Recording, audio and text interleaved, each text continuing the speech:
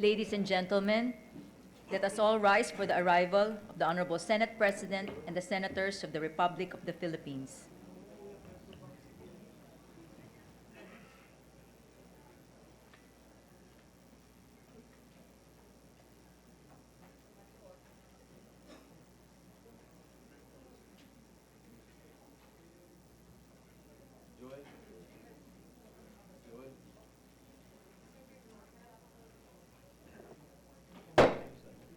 The 19th session of the Senate and the first regular session of the 18th Congress is hereby called to order.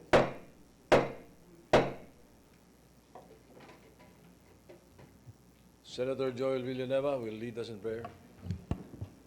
Tayo po'y manalangin. Dakilang Diyos, Ama naming sumasalangit, Diyos na may gawa ng langit at lupa, kami po ay lumalapit at naninikluhod sa iyong paanan. Inaamin po namin na wala kaming magagawa kung wala po kayo sa amin. Basbasan niyo po ang araw na ito at hinihingi din po namin ng tawad ang anumang kalikuan, pagkukulang o kasalanan, sinasadya man ito o hindi. Patawarin niyo po kami at linisin ang inyong banal na dugo na nabuho sa krus ng Kalbaryo at tulungan niyo po kami sa araw na ito ng aming Panginoong Hesus. Ang lahat po yung makiisa at magsabing Amen. Amen. The Senate Choir will lead us in the singing of the Philippine National Anthem.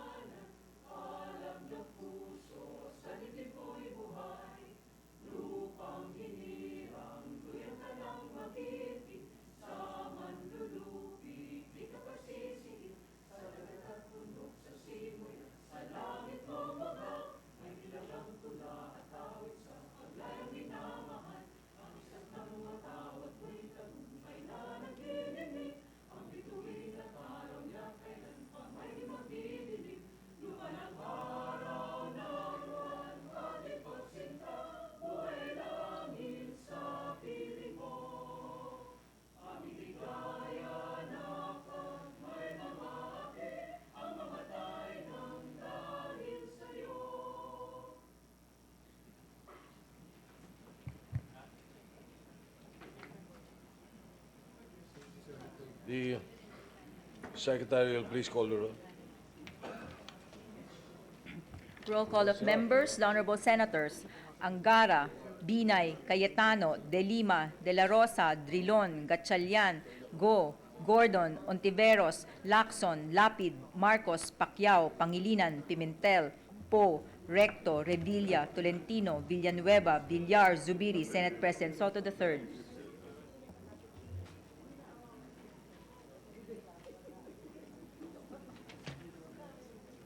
With 23 senators present, the chair declares the presence of a quorum. Majority Leader. Thank you, Mr. President. Mr. President, I move that we dispense with the reading of the Journal of the 18th session, Wednesday, September 4, and consider the same as approved. Any objection?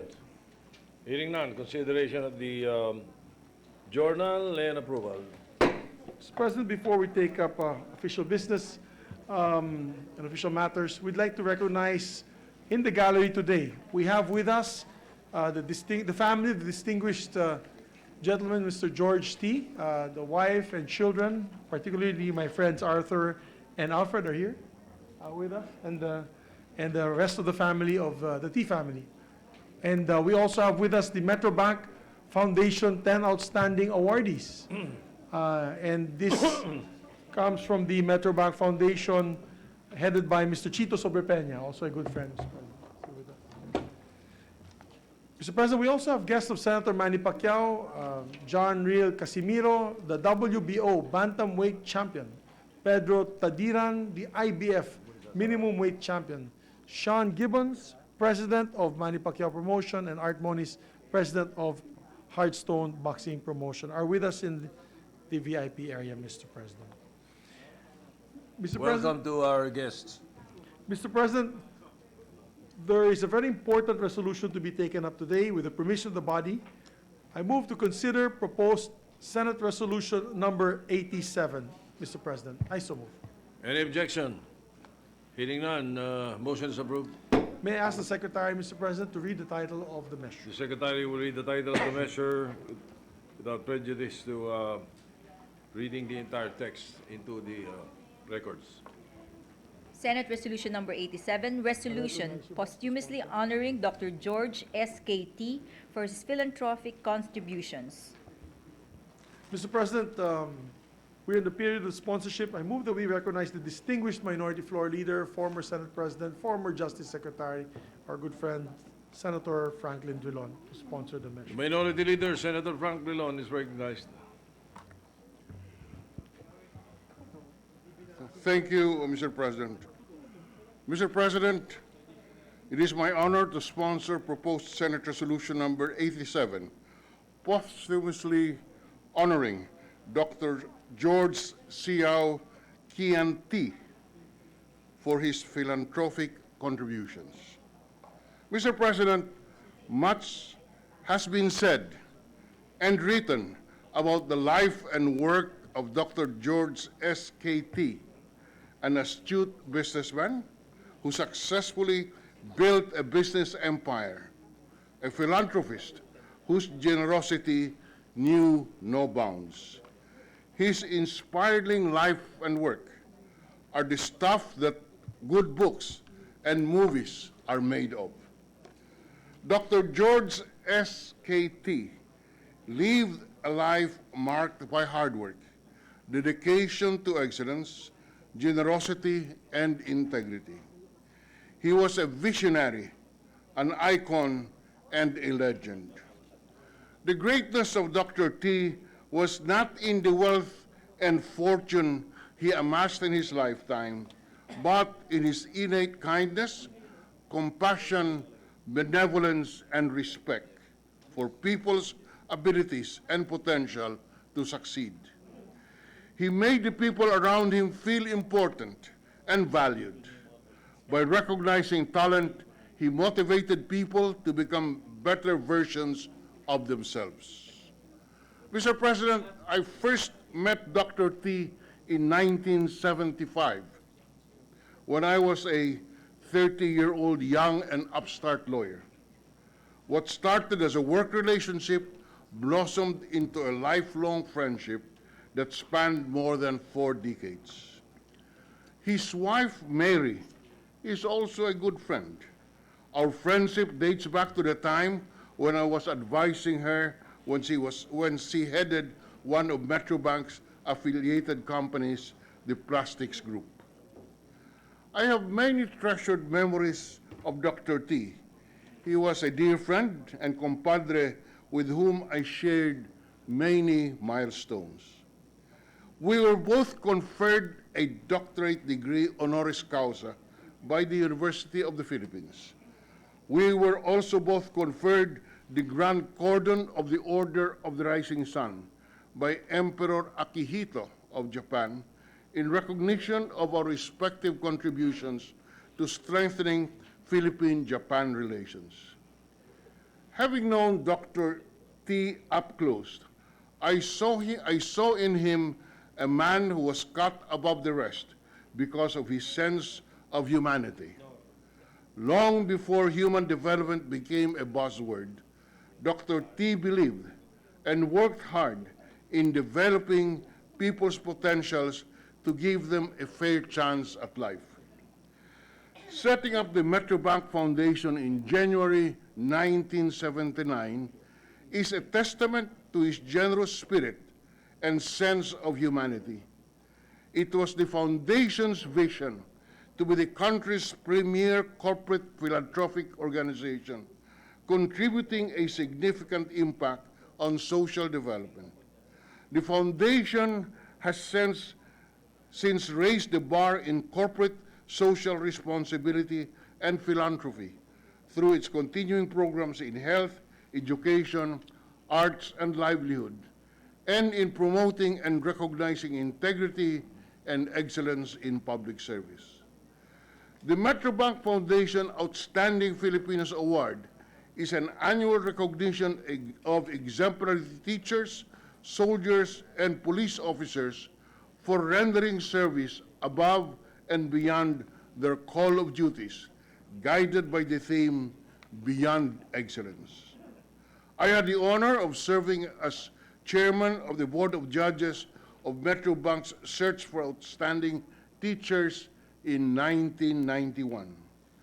Last Wednesday, September 4th, Metrobank Foundation honored the 2019 10 outstanding Filipinos chosen by a board of judges chaired by our colleague, Senator Win Gatchalian.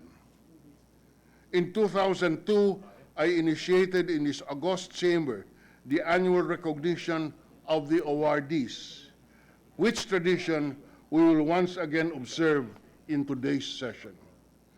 Mr. President, the Metrobank Foundation also recognizes the talent and hard work of young Filipino artists through the Metrobank Art and Design Excellence Competition. Dr. George T. believed in transformative power of education. Since there are thousands of academically gifted but financially challenged students who need help, the Metrobank Foundation stepped in to provide them with educational opportunities through its scholarship program. The T Family Foundation, GT Foundation, is also investing heavily in education and healthcare. Truly, Mr. President, my dear colleagues, Dr. SKT was a visionary business leader and an icon of philanthropy. His hard work did not merely turn a small bank into a vital economic backbone of the country, but also trailblazed the way to corporate compassion and corporate social responsibility. His legacies are here to stay. His heart for the community and lifelong mission to make a difference in the lives of Filipinos and contribute to nation building through the Metrobank and GT Foundations are passed on and live through his beloved wife, Mary T., his sons Arthur and Alfred T., daughters Anjanette T. De Buncio and Alessandra T., who are all here present this afternoon.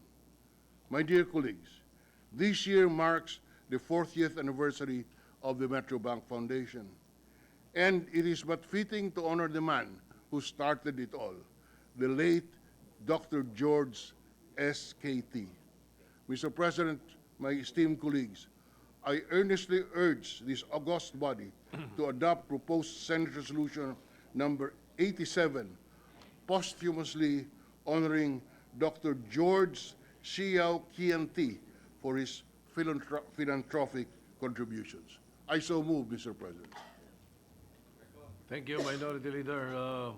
Will you give the honor to the Senate President, making him a co-author of the resolution?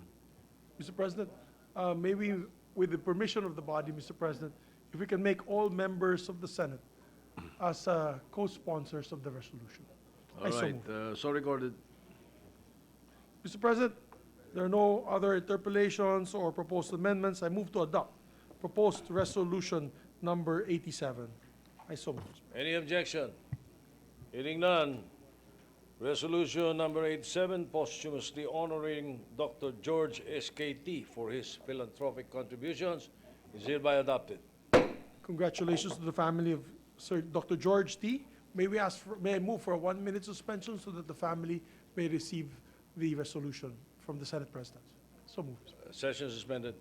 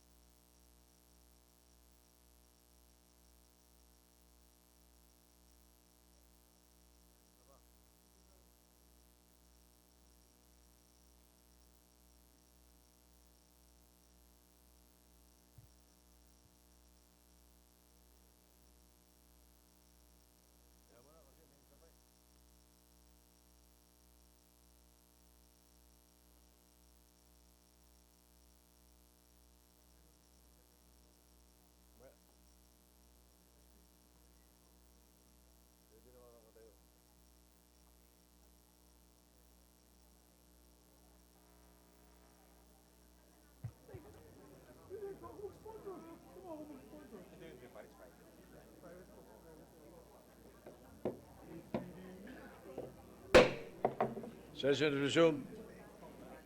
Majority Leader.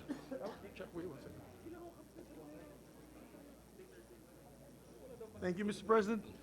Mr. President, we also have another equally important resolution because this honors great Filipino men and women. With the permission of the body, Mr. President, I move to consider proposed Senate Resolution number 86, 88, 90, 102, 104, and 109. I so move, Mr. President. Any objection? Hearing none, motion is approved. Mr. President, may I ask the Secretary to read the title of the measure? The Secretary will read the title of the measure. Resolution congratulating and commending the 2019 Metrobank Foundation 10 outstanding Filipino awardees. Mr. President, to sponsor the measure, we will recognize the chairman of the panel, the Board of Judges, no other than our very own chairman of the Committee on Basic Education, Senator Sherwin Gatchalian. Senator Gatchalian is recognized.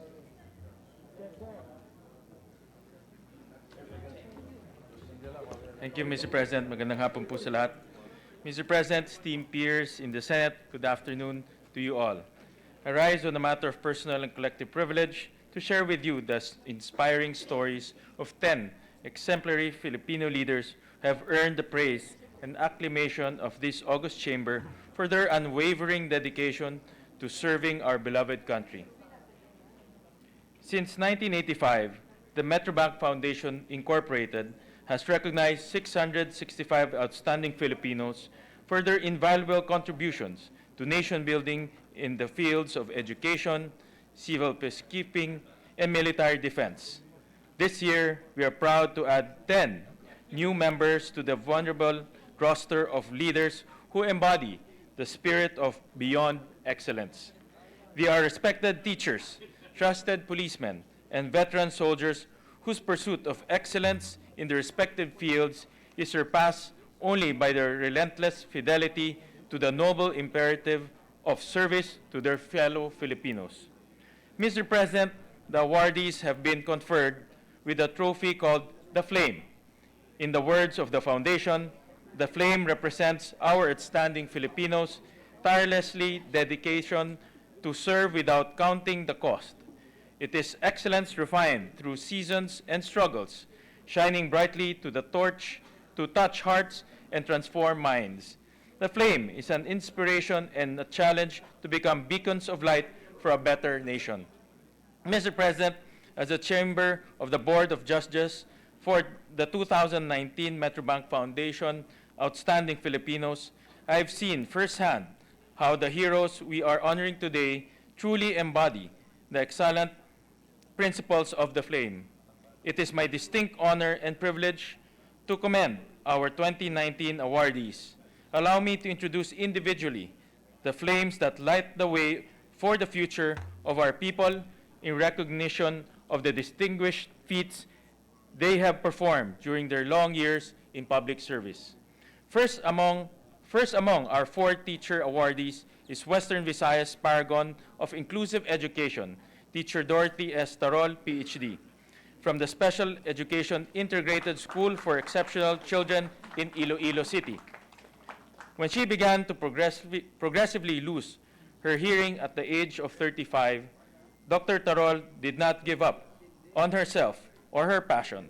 Instead, applying the principle-based resilience that she lives by, she shifted her career to help people who are also experiencing what she had.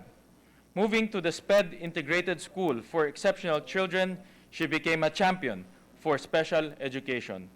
In 2011, she wrote an action research called Body Mediation Instruction, Pivotal Strategy for Spelling and Social Skills for Children with Hearing Impairment, focusing on the top of 2 learning gaps of persons with hearing impairment, namely spelling and social engagement. This innovative approach paired a quick learner with another who learns more slowly. By removing the concept of tutor-free and replacing it with buddy, the discrimination and stigma is removed from the slower learner. This inclusive paradigm exemplifies Dr. Tarol's use of reading as a weapon, as she would say, a weapon perhaps against the prejudice and bigotry that special learners often face. Adapting body mediation instruction to mother tongue teaching, Dr. Tarol's efforts have made BMI a cornerstone instructional strategy adopted by 178 schools in the DepEd divisions of Iloilo and Iloilo City. Dr. Tarol has also extended their efforts to introduce BMI to indigenous learners and persons deprived of liberty. Our second awardee from the field of education is Quezon City's veteran innovator in history instruction, teacher Cristina B. Cristobal, PhD. Throughout her 40th career as a social science teacher, Dr. Cristobal has made her mark through the inventive reimagining of how history is taught at the Philippine Science High School main campus. Instead of forcing students to memorize facts and figures from textbooks, Dr. Cristobal's created a new approach based on the direct reading of primary sources of history. In this way, students are provided opportunities to analyze documents, review data, and conduct historical narratives firsthand. Dr. Cristobal's words, history should not be seen as a collection of facts to memorize, but a subject that connects present issues with past events. This novel method of history instruction is a strong model that serves as an example of how a more active, hands-on approach to studying history can provide indefinitely more profound takeaways for students as they apply the lessons of the past to the current state of affairs. In addition to this, Dr. Cristobal also published PSI Teach, which from 2010 to 2015 shared the best case teaching practices of PHSH main campus with graduating education majors. PSI Teach now lives on the Buklod Guro, a teacher training program which focuses on improving the quality of teaching in madrasa or Islamic schools across Muslim Mindanao. The next educator to be awarded is the Philippines' foremost World War II historian, Professor Ricardo T. Jose, PhD, of the University of the Philippines College of Social Sciences and Philosophy. Dr. Jose has spent more than 40 years as a faculty member and former chair of the UP CSSP, Department of History. Dr. Jose's claim to fame is that he is widely recognized as the foremost authority on the history of World War II in the Philippines and Asia.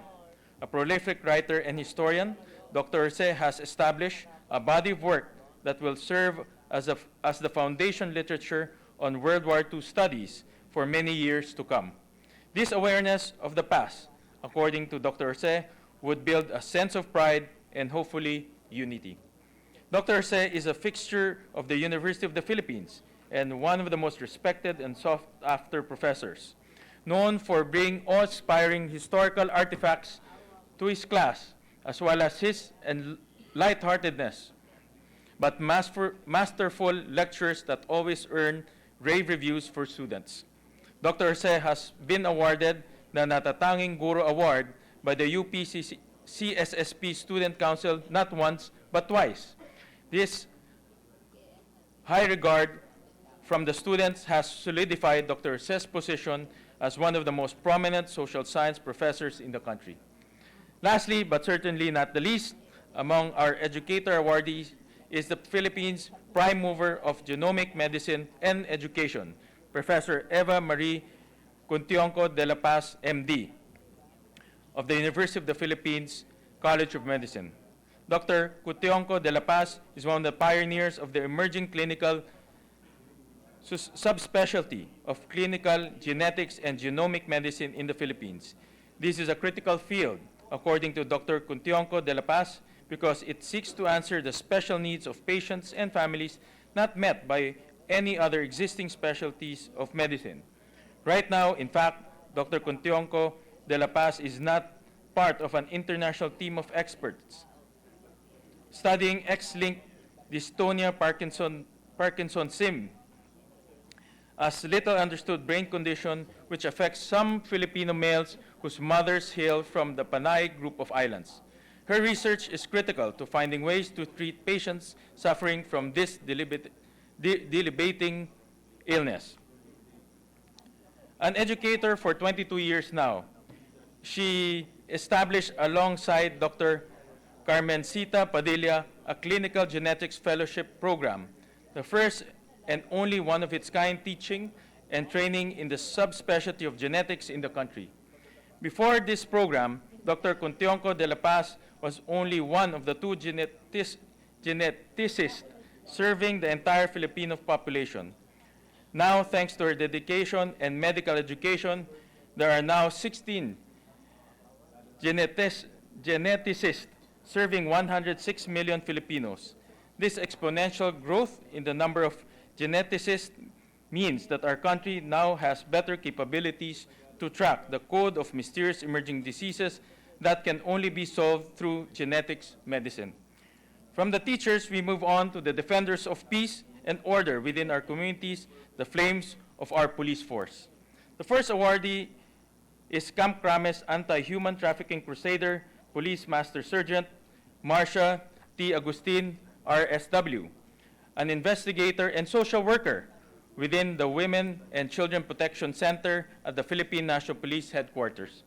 A licensed social worker, Chief Master Sergeant Agustin took the road less traveled by her fellow social workers when she joined the PNP. 16 years later, it is clear that the road less traveled has taken Agustin and PNP in the right direction, as she has pioneered a new investigative technique specifically tailored to suit the dedicated needs of women and children who have been subjected to traumatic crimes. The social worker police investigative technique in handling cases involving women and children victims, as it is now called, stems from the belief that investigative requires a heart. It is less about acquiring the necessary information for a criminal investigation and more about giving a marginalized and traumatized person the voice they need to tell their story and come to terms with what has happened to them. This technique, which values the protection of the victim above all other considerations, is a manifestation of Chief Master Sergeant Agustin's compassionate training as a social worker. Chief Master Sergeant Agustin says that while life may be difficult for many, she is optimistic that there's a rainbow in the aftermath of any storm. Her life's work has helped countless people see that rainbow, no matter how tragic the circumstances. Next among our police force awardees is PNP Premier Cyber Cup Police Major Robert A. Reyes, a technical support officer with the Counterintelligence Task Force at the Philippine National Police Headquarters. Major Reyes, a 19-year veteran of the force, is actually a computer scientist by training. It is no surprise, then, to learn that Major Reyes is widely considered to be the PNP's #1 cyber cop. A pioneer member of the PNP Anti-Cybercrime Group in 2013, he has actually been fighting cybercrime long before the passage of the Cybercrime Prevention Act of 2012. One of his most notable achievements involved the identification and capture of the top Korean hacker from the Interpol wanted list in 2011. Throughout his career, Major Reyes investigated over 100 cybercrime cases. More than being PNP's top gun in the emerging field of cybercrime, Major Reyes says he wants to be remembered as a mentor, a builder of better police officers, and a friend whom one can call anytime for assistance. This is the foundation of his pioneering role in the Counterintelligence Task Force, which seeks to bolster public trust and confidence in the PNP by strengthening integrity among the force. Major Reyes is a respected mentor and educator within the police force, as he is one of the most sought-after lecturers for anti-cybercrime training with his fellow officers. Indeed, Major Reyes has played an irreplaceable role in training the next generation cyber cops who will be able to protect the people from identity theft, online harassment, and other forms of cybercrime. In short, Philippine cyberspace is significantly safer place than it was before, thanks to the efforts of Major Reyes. The third and the final awardee from the police force is Batangas Vanguard of Public Safety, Police Colonel Edwin A. Quilantes, Provincial Director of Batangas Police Provincial Office in Provincial Director of Batangas Police Provincial Office in Camp Miguel Malvar. Colonel Quilantes, who is also a lawyer by profession, has served in the police force with distinction for 25 years. The good colonel said, "Serving and protecting lives and properties have been my very source of fulfillment, as bread and butter is to my life." The work of Colonel Quilantes has not only been personally fulfilling, however, it has also been fulfilling as well for Batangueños and the people of Calabarzon, who have enjoyed lower crime rates as a result of Colonel Quilantes' signature. Oplan Iron Curtain, implemented in 2018, the initiative streamlined the mobilization of police forces in and around Batangas during investigations and manhunts. This led to the swift apprehension of suspects involving in shooting and robbery incidents. To Colonel Quilantes, police work involves more than catching bad guys. I always try to become a catalyst for change, making ripples to inspire others. He has said, certainly Colonel Quilantes has inspired change across Batangas province through several outreach programs he has conducted, such as the Agapay Kabayan program, a community extension program which aims to provide basic needs and legal assistance to over 7,000 residents of Batangas City. Oplan Balik Armas, which seeks to prevent the illegal possession of firearms among Batangueños, and Simula ng Pag-asa or SIPAG program for the rehabilitation and drug surrenderies into responsible citizens with renewed hope and purpose. Next, let us go on to the stories of 3 flames of the Armed Forces of the Philippines. The first soldier awardee is Marawi's lead explosive ordnance disposal expert, Master Sergeant Ramil A. Caporas, Philippine Army. Team Supervisor of the Explosive Ordnance Disposal Battalion, Army Support Command of the Philippine Army. Master Sergeant Caporas is driven by his calling as an instrument for peace. In his own words, in pursuing of this calling, however, Master Sergeant Caporas often finds himself in situations of great danger and violence as an explosive ordnance disposal or EOD expert. During the 5-month-long Marawi siege, Master Sergeant Caporas led the crack team of EOD experts in charge of recovering and disposing of improvised explosive devices and unexplosive ordinances. His team safely removed over 1,000 IEDs over the 5-month period.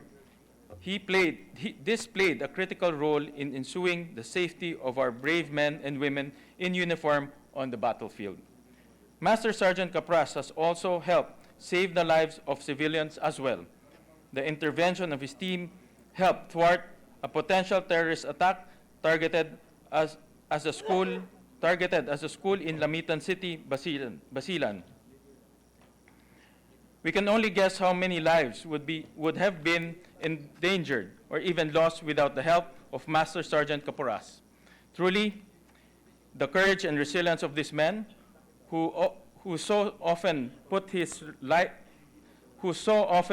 at risk life and limb for the benefit of others during his 21 years of service, is nothing short of extraordinary.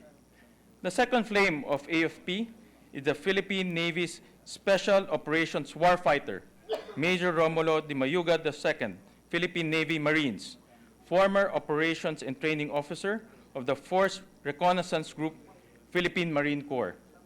According to Major de Mayuga, his early years as a Force Recon Marine were marked with literal blood, sweat, and tears.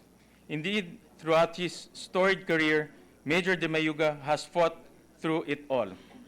He has fought through the jungles of Sulu, where his leadership as a platoon commander was instrumental to the infiltration of the Abu Sayyaf camp and the neutralization of its top leader in 2006. He has also fought through the mountains and forests of northern Palawan against communist rebels. His innovative approach to fighting the communist insurgency, which prioritized winning the hearts of the locals and offering rebels the chance to reintegrate themselves into society instead of bearing arms, was instrumental to the declaration of Palawan Province as a zone of sustained peace, development, and prosperity in 2014. As if this were not enough, Major de Mayuga has even fought at the far reaches of the West Philippine Sea from 2017 to 2018. He was operations officer of Marine Battalion Landing Team 12, which is charged of conducting territorial defense of the Kalayaan Island Group in the West Philippine Sea.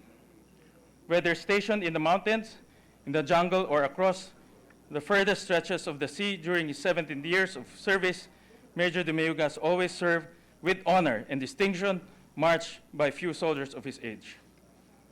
The third and final flame of the AFP, whose story I would like to share, is AFP community and organizational transformation warrior, Lieutenant Colonel John Paul D. Baldomar, Philippine Army, Chief of the current Operations, Branch Internal Security Operations Division of the Office of the Deputy Chief of Staff for Operations. While some soldiers serve at the front lines of violent confrontations and bloody battles, Lieutenant Colonel Baldomar has spent 20 years at the front line of the different but equally harrowing battle, the fight against poverty and hopelessness within war-torn communities. As a company commander of the 37th Infantry Battalion, 6th Infantry Division of the Philippine Army, he went above and beyond the call of duty to serve the needs of internally displaced Tiruray families in Maguindanao.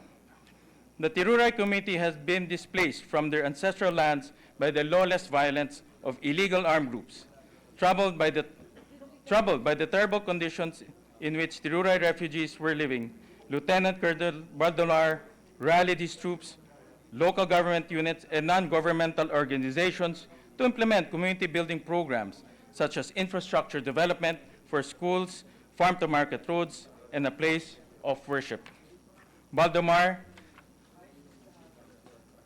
the original Tiruray community of 95 displaced families at Sitio Cameo in 2001, has grown to a proud, self-sufficient community of more than 300 families in Sitio Cameo, Sitio Bagong, and Sitio Peris.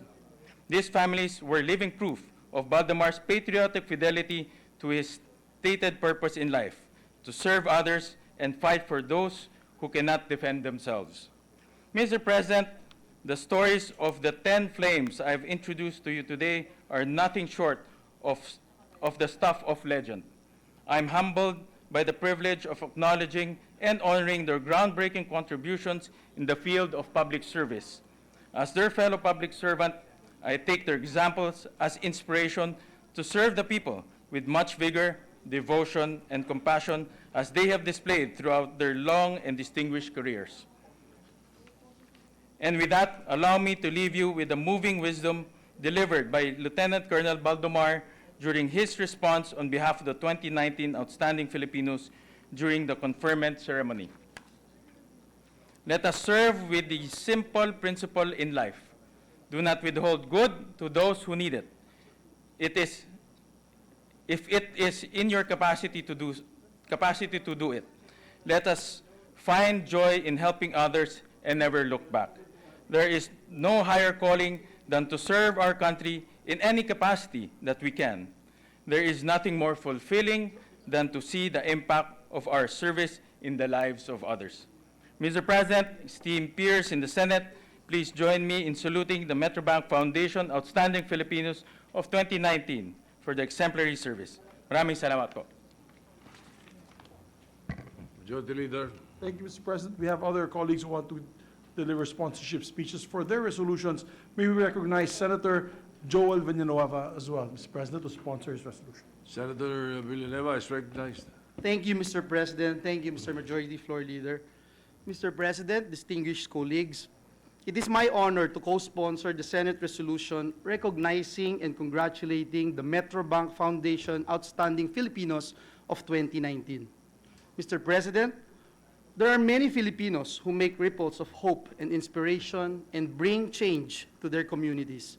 But it's not every day that we get the chance to meet them and be inspired by their great works. Today, we give recognition to the recipients of the Metrobank Foundation Outstanding Filipinos of 2019 Award for their distinct contributions in the academe, military, and police sectors. Mr. President, they are proof that in pockets of excellence across the country, we can see the chance for change to materialize. Pinatunayan po ito ng gurong si Dr. Dorothy Tarol sa paghahatid ng bagong pag-asa sa buhay ng mga batang may hearing impairment sa Special Education Integrated School for Exceptional Children sa Iloilo City.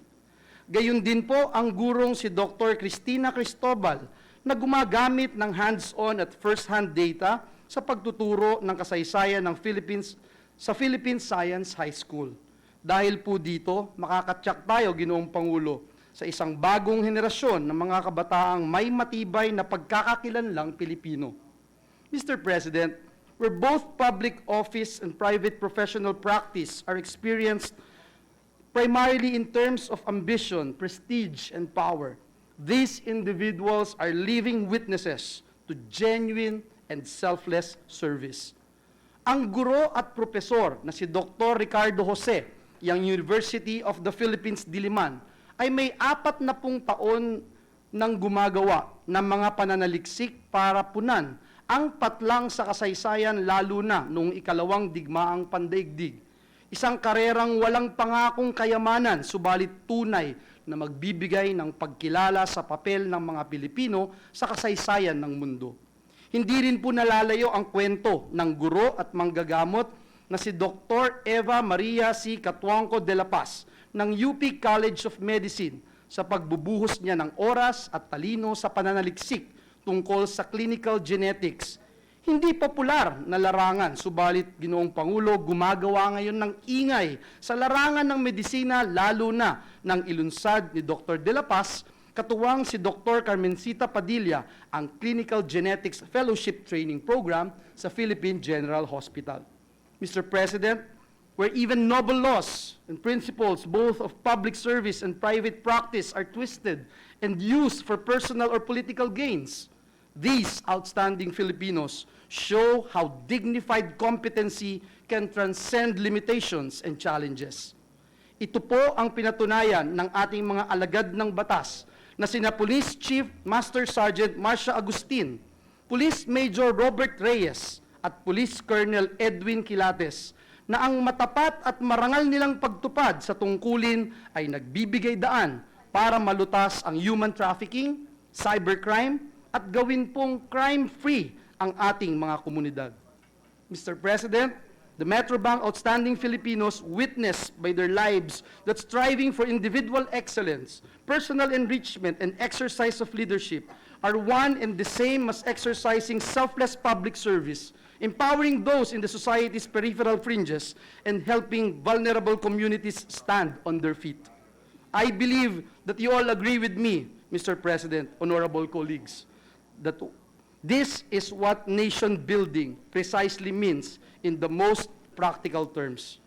Ang mga sundalong sina Master Sergeant Ramil Caporas, Major Romulo Di Mayuga II, at Lieutenant Colonel John Paul Baldomar ay simbolo ng katapangan ng mga Pilipino dahil sa kanilang dedikasyon laban sa terorismo, pagsasagawa ng mga counter-communist insurgency operations, at pagpapanatili ng kapayapaan sa ating bayan na kanilang ginagawa kahit lampas-lampas na po ito sa kanilang tungkulin bilang mga kawal ng bayan. Thank you to the Metrobank Foundation for inspiring change, visioning change, and leading change through its Outstanding Filipinos Award that exemplify the best in our people. Mr. President, ang bawat kwento ng ating 10 katangi-tanging Pilipinong narito ngayon sa Senado ay paghamon sa lahat ng mga Pilipino. Tibagin ang kultura at mentalidad na pwede na isang malaking hadlang para maipakita ang tunay na galing ng mga Pilipino sa iba't ibang larangan. Kung ang 10 Pilipinong guro, pulis at sundalo ay nakagawa ng maliliit na alon ng pagbabago dahil sa kanilang ipinakitang husay at galing sa kanilang propesyon, hindi ko po ipagtataka ang daluyong ng pagbabagong kayang gawin ng 100 milyong Pilipinong nagkakaisa at sama-samang kumikilos para sa katuparan ng ating mga pangarap bilang isang lahi at bilang isang bansa. Again, congratulations to the 2019 Metrobank Foundation Outstanding Filipinos, and may God bless us all. Maraming salamat po. Thank you. Thank you very much, Mr. President. Another colleague of ours, distinguished Senator Maria Lourdes Nancy Binay, will also deliver her sponsorship measure. May we recognize her, Mr. President? Senator Nancy Bina is recognized. Mr. President, my esteemed colleagues, it is my privilege and honor to sponsor Senate Resolution 90, honoring and commending the recipients of the 2019 Metrobank Foundation Outstanding Filipinos. For decades now, the Metrobank Foundation has pursued its noble advocacy of granting recognition to men and women who stand tall in the most silent avenues of society. Through awarding the Metrobank Foundation Outstanding Filipinos, we are reminded that the fields of education, law enforcement, and military service are cornerstones of the nation's growth. The minds and hearts of our young are formed by their parents and elders, but this learning is complemented and honed by teachers in the thousands of classrooms nationwide. The harmony of our communities are maintained by the sound relations that neighbors maintain with each other, ensured and sometimes facilitated by the police officers that patrol our streets every day. The integrity of our borders and the safety of our citizens from external threats is preserved by soldiers who stand watch while we sleep and, if called to, march towards what we flee from. Dr. Dorothy S. Tarol, Dr. Cristina B. Cristobal, Dr. Ricardo T. Jose, and Dr. Eva Marie C. Cotionco de la Paz show us that teaching is not only a profession, but a calling. That teaching not only requires time, skills, and knowledge, it requires wholehearted dedication to educate and mold the minds of our youth. Master Sergeant Ramil A. Caporas, Major Romulo G. Di Mayuga II, and Lieutenant Colonel John Paul D. Baldomor exemplify our soldiers' gallantry on the battlefield and their efforts to preserve peace. I empathize with your sacrifice to be separated from your families so you can accomplish your duty. Kayo po ang halimbawa ng profesional na sundalong Pilipino, matapang, tapat at marangal. Police Chief Master Sergeant Marcia T. Agustin, Police Major Robert A. Reyes, and Police Colonel Edwin A. Quillates, meanwhile proved to us that time and again, the brave members of our Philippine National Police are dedicated to their sworn duty to serve and protect the Filipino people.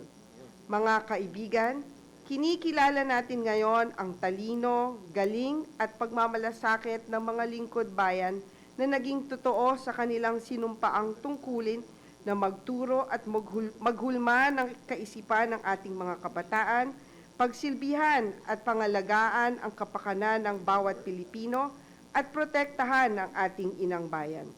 But beyond paying tribute to the lives and contributions of the awardees, I hope that this recognition challenges every Filipino to meet the bar of excellence that the awardees have surpassed in the pursuit of their respective callings.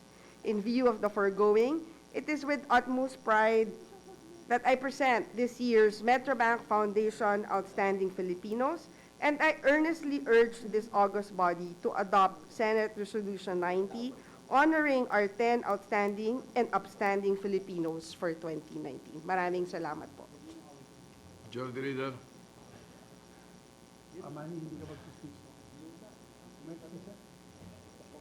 Mr. President, we'd also like to recognize a distinguished colleague, the Pambansang Kamao, Senator Emmanuel Manny Pacquiao, to sponsor the measure.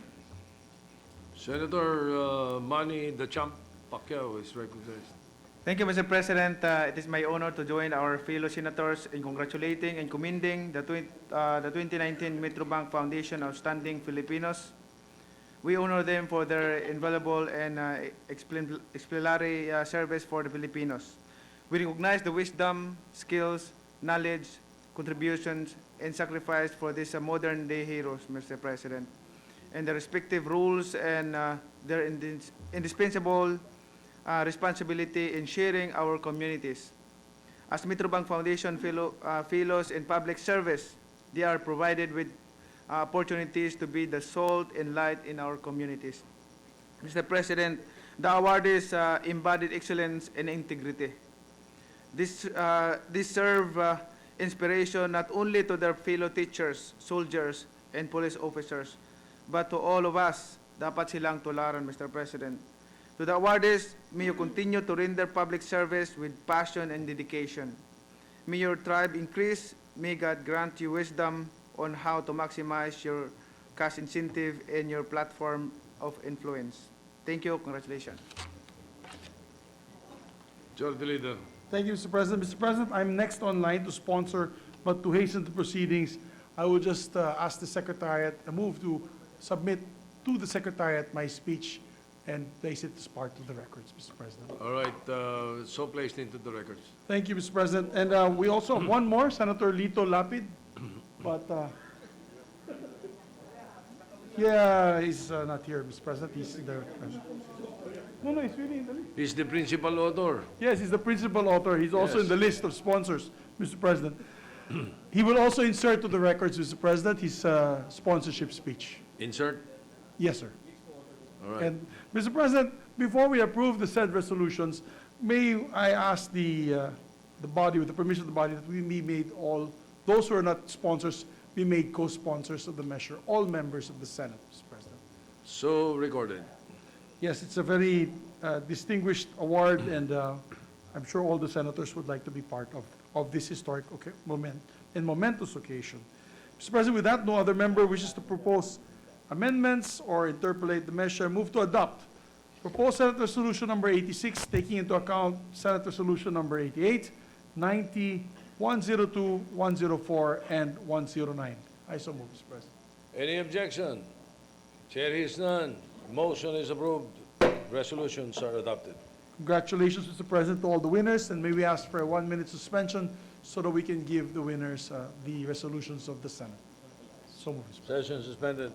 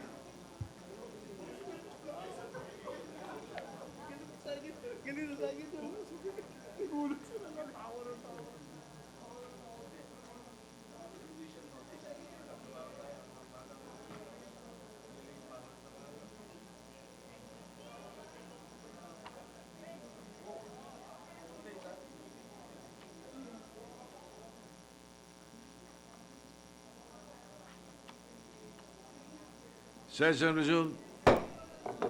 Majority Leader. Thank you, Mr. President. Congratulations to all the awardees of the Metrobank Foundation. And of course, congratulations to the family of George T., Mr. President. Well-deserved honor given to a very, very distinguished person of our republic. Mr. President, I move for the reference of business. Secretary will proceed with the reference of business. Reference of business, bills on first reading. Senate Number 1010, entitled An Act Imposing Stiffer Penalties for the Non-Remittance of Mandatory Government Contributions, introduced by Senator Lapid. To the Committee on Justice and Human Rights. Senate Number 1011, an act amending Republic Act Number 7160, otherwise known as the Local Government Code of 1991, for the purpose of enhancing the power of local government units in waste management and for other purposes, introduced by Senator Tolentino. To the Committees on Local Government and Environment.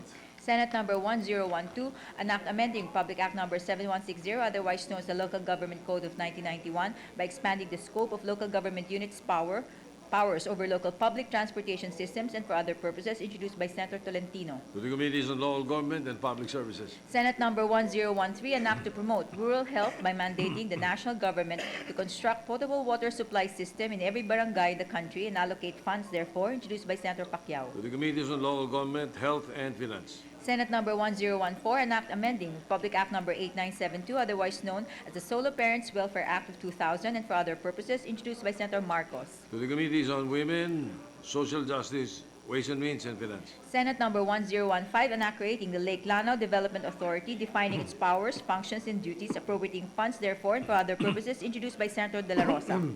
To the Committees on Government Corporations, Economic Affairs and Finance. Senate Number 1016, an act amending certain provisions of Republic Act Number 10912, otherwise known as the Continuing Professional Development Act of 2016, introduced by Senator Revilla Jr. To the Committees on Civil Service and Finance. Senate Number 1017, an act providing for the reorganization and reform of the structure of the uniformed members of the Bureau of Fire Protection, amending certain provisions of Republic Act Number 6975, Republic Act Number 9263, and for other purposes, introduced by Senator Villa Jr. To the Committees on Public Order and Local Government. Senate Number 1018, an act designating the third Sunday of November as the Philippine Day of Remembrance for road crash victims, survivors, and families, introduced by Senator Revilla Jr. To the Committee on Public Services. Senate Number 1019, an act providing automatic promotion of government officials and employees upon retirement from government service and for other purposes, introduced by Senator Revilla Jr. To the Committees on Civil Service and Finance. Senate Number 1020, an act creating Human Resource Management Office in the local government units and defining its functions, introduced by Senator Revilla Jr. To the Committees on Local Government and Finance. Senate Number 1021, an act providing for a national program to support and care for abandoned, neglected, and voluntarily committed children, creating a special trust fund therefore and for other purposes, introduced by Senator Revilla Jr. To the Committees on Social Justice, Women and Finance. Resolutions. PS Resolution Number 124, titled A Resolution Directing the Senate Committee on Games and Amusement to conduct an inquiry in aid of legislation on the consultancy contract issued by the Philippine Amusement and Gaming Corporation, PAGCOR, to Global Com RCI, with the end in view of ensuring that such contract is not disadvantageous to the government, introduced by Senator Pacquiao. To the Committee on Games and Amusement. PS Resolution Number 125, resolution directing the Senate Committee on Public Works to conduct an inquiry in aid of legislation to study the system of implementation of projects involving road right-of-way with the end in view of determining the necessary steps to strengthen the system, introduced by Senator Pacquiao. To the Committee on Public Works. PS Resolution Number 126, resolution directing a Senate Committee on Energy to conduct an inquiry in aid of legislation on the implementation of the competitive selection process in the procurement of power supply by distribution utilities and its effect on electricity prices, introduced by Senator Gatchalian. To the Committee on Energy. PS Resolution Number 127, resolution congratulating and commending the Philippine delegation for winning in various competitions on the 2019 World Robot Games held last August 29 to 31, 2019 in Bangkok, Thailand, introduced by Senator Lapid. To the Committee on Rules. Senate Joint Resolution Number 2, titled Joint Resolution Authorizing the Use of the Rice Competitiveness Enhancement Fund, RCEF, as provided under the unprogrammed appropriations of the 2019 General Appropriations Act, GAA, the Bureau of Customs tariff collections from imported rice as of 31 August 2019, and other possible sources as a special emergency fund for direct cash transfers to rice farmers, introduced by Senator Pangilinan. To the Committees on Finance and Agriculture. Majority Leader. Thank you, Mr. President. Mr. President, just an omnibus motion on the transfer of referrals, Mr. President. In relation to Resolution Number 9, which we adopted last week, the resolution amending Section 13 of our rules, with the consent of the body, I move to transfer the bills and resolutions referred to the Committee on Agrarian Reform to the newly created Committee on Agriculture, Food, and Agrarian Reform, as well as bills and resolutions referred to the Committee on Climate Change to be transferred to the Committee on Environment, Natural Resources, and Climate Change. And lastly, bills and resolutions referred to the Committee on Peace, Unification, and Reconciliation to be transferred to the Committee on National Defense, Security, Peace, and Unification, and Reconciliation. I so move, Mr. President. Any objection? Hearing none, motion is approved. And, Mr. President, also change referrals, Senate Bill number 37 and Senate Bill number 104, it was referred primarily to basic education and secondarily to civil service. There are two measures right now on the same topic with the civil service as primary committee and basic ed as secondary committee. I move, Mr. President, they're going to be hearing tomorrow, and with the permission of we have permission from the chairman and the authors of the resolution, the Senate bill numbers, that we transfer it primarily to the civil service as primary committee and the secondary committee basic education. This is Senate Bill number 37 and Senate Bill number 104. I so move, Mr. President. Any objection? Hearing none, motion approved. Mr. President, tonight there is an invitation to the leaders of the Senate for a state dinner on the visit of the President of Singapore. So we have to travel, Mr. President, to attend the state dinner. We're going to have to end today's session a bit early. So, Mr. President, with that, we move to adjourn session until 3 o'clock tomorrow afternoon, Tuesday, September 10, 2019. I so move. Any objection? Hearing none. Session is adjourned until 3 o'clock in the afternoon of Tuesday, September 10, 2019. Thank you, Mr. President.